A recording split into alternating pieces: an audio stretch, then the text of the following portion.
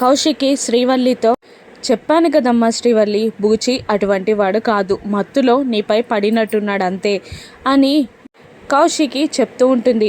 కేదార్ చెప్పాడు కదమ్మా, ఎవరో శ్రీవల్లిని భయపెట్టేలా మాట్లాడారని. ఎవరు శ్రీవల్లి, నిన్ను భయపెట్టింది ఎవరు అని కౌశికి చెప్తూ శ్రీవల్లిని అడుగుతూ ఉంటాడు సుధాకర్. అప్పుడు చెప్పమ్మా శ్రీవల్లి అని కౌశికి అడుగుతూ ఉంటుంది. మంచి పని జరిగింది, ఇప్పుడు అత్తయ్య కుట్ర బయటపడనుంది అని జగదాత్రి మనసులో అనుకుంటూ ఉంటుంది. ఇక వైజయంతి వైపు చూస్తూ ఉంటుంది శ్రీవల్లి. చెప్పమ్మా అని మళ్ళీ సుధాకర్ అడగగానే వైజయంతి వైపు వేలు చూపిస్తుంది శ్రీవల్లి. అమ్మగారే బూచి బాబు మంచోడు కాదని, అమ్మాయిల పిచ్చోడని, నాపై కన్నేశాడని, నన్ను భయపడి ఇంట్లో నుండి పారిపోయేలా చేశారు అని చెప్పేస్తుంది శ్రీవల్లి. దాంతో ఏంటి, ఏం చేస్తున్నావు, ఆ అమ్మాయిపై ఎందుకు ఇలా కక్ష సాధింపు చర్యలు చేస్తున్నావు, ఆ అమ్మాయిపై నీ శాడిజాన్ని ఎందుకు చూపిస్తున్నావు? తను వచ్చినప్పటి నుంచి నేను చూస్తూనే ఉన్నాను. తనని ఇంటి నుండి ఎప్పుడు బయటికి పంపిద్దామా అనే చూస్తున్నావు. ఏం జరుగుతుంది అసలు? తనెవరో నీకు తెలుసా? మన ఇంటికి రాకముందు నుంచే తన మీద నీకు పగుందా అని వైజయంతిని నిలదీస్తూ ఉంటాడు సుధాకర్. అంతే కాదయ్య గారు, నా అనాథాశ్రమం గురించి కూడా అడిగారు. నన్ను అనాథాశ్రమంలో వదిలిపెట్టింది ఎవరని, వాళ్ళ వివరాలు ఏవైనా నీకు తెలుసా అని కూడా నన్ను అడిగారు అని శ్రీవల్లి చెప్తూ ఉంటుంది సుధాకర్కి. ఏంటే ఆ వివరాలన్నీ నీకెందుకు అంటే, నిజంగానే శ్రీవల్లి తల్లిదండ్రులు ఎవరో నీకు తెలుసు కదా, చెప్పవే. తనని అనాథాశ్రమంలో వదిలిపెట్టింది నువ్వేనా? ఒక తల్లి నుండి బిడ్డను వేరు చేసిన పాపం నీకే తగులుతుందే అని అంటూ వైజయంతిని నిలదీస్తూ ఉండగా, నాకెందుకు, నాకేం తెలీదు అని అనగానే, లేదు బాబాయ్, తెలిసినట్టే ఉంది పిన్నికి అని అంటూ ఉంటుంది కౌశికి.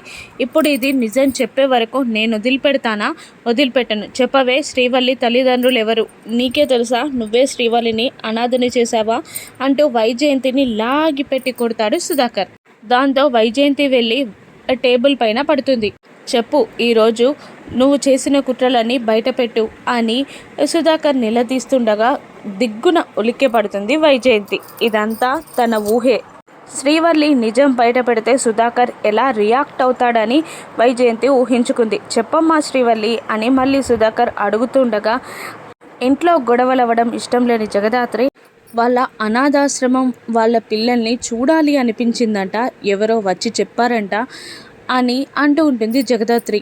అమ్మయ్య అని ఊపిరి పీల్చుకుంటుంది వైజయంతి. అవును బాబు గారు, వచ్చిన వాళ్ళు కూడా ముసుగేసుకొని ఉన్నారు, అందుకే నాకు భయంగా అనిపించింది, అందుకే ఎవరో కూడా తెలియలేదు, అందుకే వెళ్ళిపోవాలి అనుకున్నాను అని శ్రీవల్లి చెప్పగానే, ఇక భయపడాల్సిన అవసరం లేదమ్మా అని సుధాకర్ ధైర్యం చెప్తూ ఉంటాడు. కౌశికి కూడా, ఇన్నాళ్ళు నువ్వు ఆ ఆశ్రమంలోనే పెరిగావు కదా, అందుకే అలా అనిపిస్తుంది, ఏం కాదు, నేను వీలు చూసుకొని నిన్ను అక్కడికి తీసుకెళ్తాను, ఒంటరిగా మాత్రం వెళ్ళొద్దు, ఆల్రెడీ నీ పైన ఒక ప్రమాదం జరిగింది కదా అని అంటూ కౌశికి ధైర్యం చెప్పగానే, అలాగే అక్క అని శ్రీవల్లి లోపలికి వెళ్ళిపోతుంది. వైజయంతి పరుగున వెళ్ళిపోతుంది. నిషి, యువరాజ్ వెళ్ళిపోగా సుధాకర్ కూడా ఎందుకు ఇంత టెన్షన్ పడుతుంది వైజయంతి, శ్రీవల్లి వచ్చినప్పటి నుంచి ఇంట్లో నుండి పంపించేయాలి అని ట్రై చేస్తుంది. శ్రీవల్లి ఎవరో ముందే తెలుసా వైజయంతికి అని సుధాకర్ ఆలోచిస్తూ అక్కడి నుండి వెళ్ళిపోతాడు.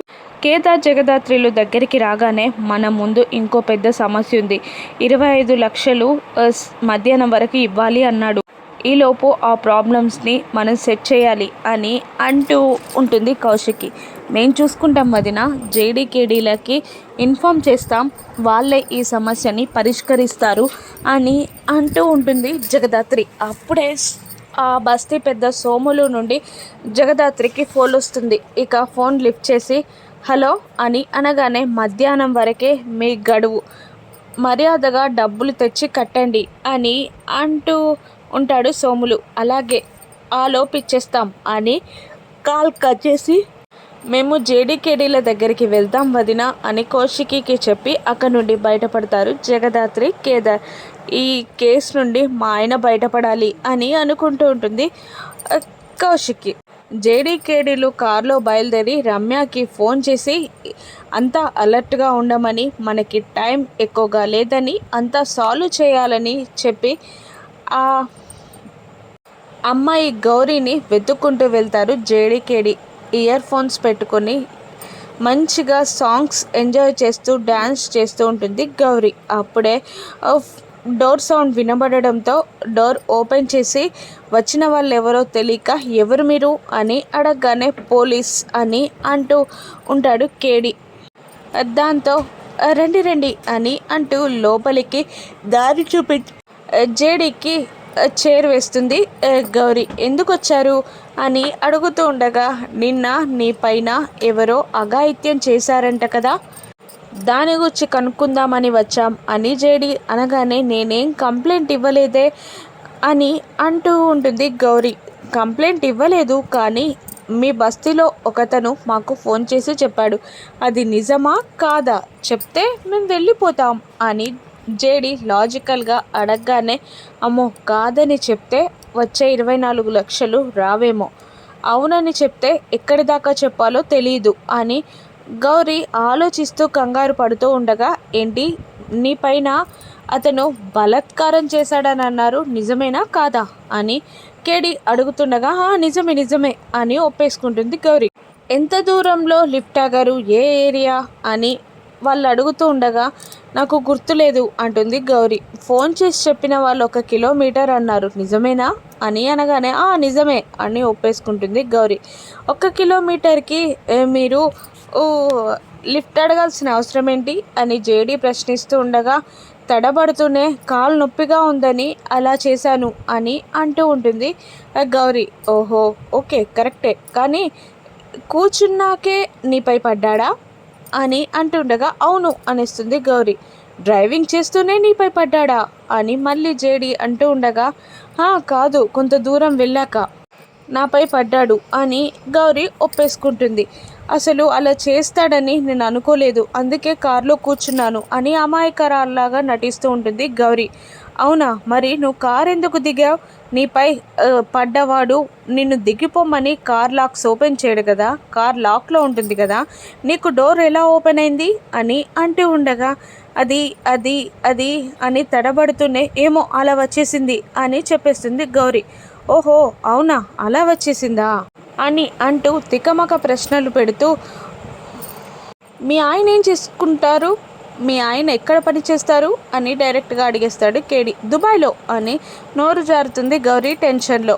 దుబాయ్లోనా, అంటే నీకు పెళ్ళైపోయిందా? 2 రోజుల తర్వాత పెళ్ళన్న మాట అబద్ధం అంతేనా అని జేడీ అనగానే అయ్యో కాదు మా నాన్న అని అనుకున్నాను అని అంటూ గౌరీ మాట మార్చేస్తూ ఉంటుంది. నీ ఆధార్ కార్డ్ తీసుకురా అనగానే ఎందుకు, నేను కంప్లైంట్ ఇవ్వలేదు కదా అని అంటుంది గౌరీ. కంప్లైంట్ అన్నీ ఒప్పుకున్నావు కాబట్టి ఇచ్చినట్టే, ఆధార్ కార్డ్ ఇస్తావా లేదా అని బెదిరించగానే ఆధార్ కార్డ్ కోసం వెళ్తుంది గౌరీ.